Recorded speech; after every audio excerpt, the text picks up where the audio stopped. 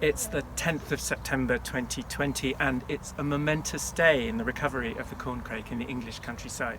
For 5 years, Pensthorpe has been breeding and releasing corncrakes in the upper Wensum Valley, and today is the last day of releases on site. Chrissy, you're the head of species management at Pensthorpe Conservation Trust, so you've masterminded the breeding of the corncrakes for these past 5 years. Over that period, how many have you released here in the upper Wensum? I'd say there's around 500, Nick. Around 500, and this year you've taken a slightly different approach to rearing them. Yep, we've let the birds do the work this year, so we've parent reared all the chicks released. Generally, up until now, we've hand reared them for the first 14 days in brooders, and then they come to the release pen, so it's a slightly different method. And that's been successful in terms of the numbers that you've produced to release? Yeah, it's been really successful. We try to release over 100 birds every year. So it's a bit of a numbers game, getting 20% back at most of migratory species. So it's been really good. And this year, how many have been released in total? With these today, we have 115. 115. How many to go today? 13. Last 13. 13 today. Let's go catch them so they're ready to go. Okay.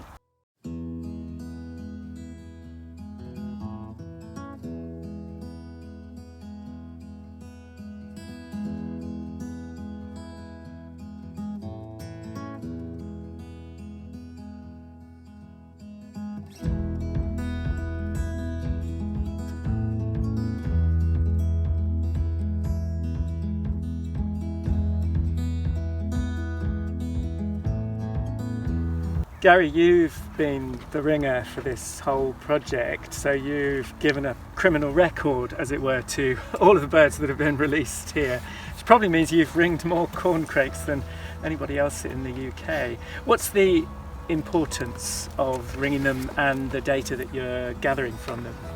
Well, every ring, as you can see from this one here, has actually got a unique number on it. And that unique number identifies that individual. This information goes back to the central database at British Trust for Ornithology. So if anyone does find a bird or find a ring, then the information is readily there as to where that bird's come from.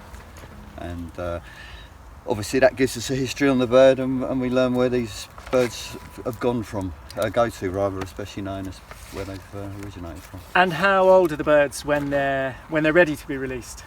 These ones are 38 days, is it? 38 days. 38 days, these days, ones. But we can do it if, is it around? Between 30 and 40 days. Between 30 and 40 days. And these guys are in great condition, plump, ready to go.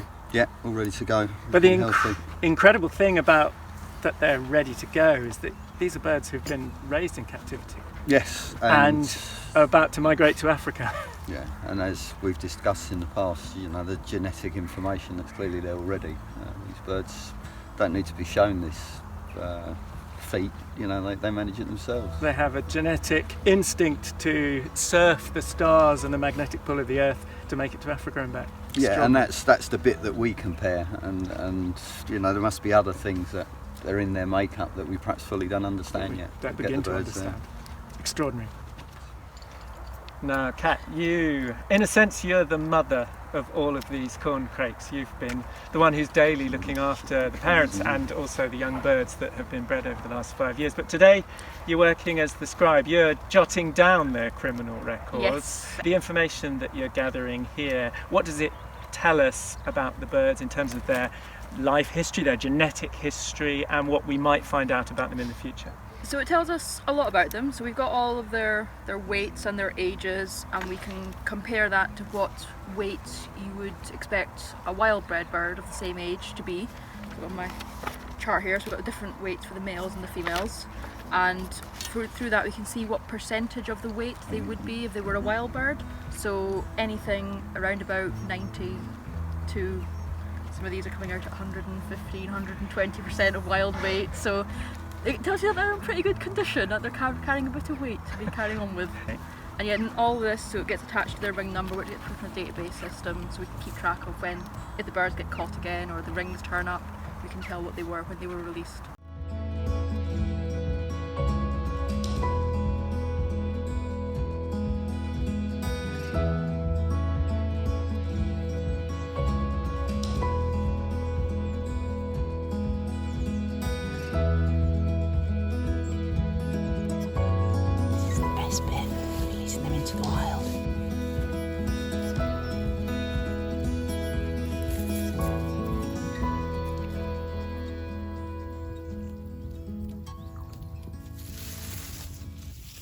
Chrissy, Kat's about to release the very last corncrake of 500 that you've released here in the Upper Wensum.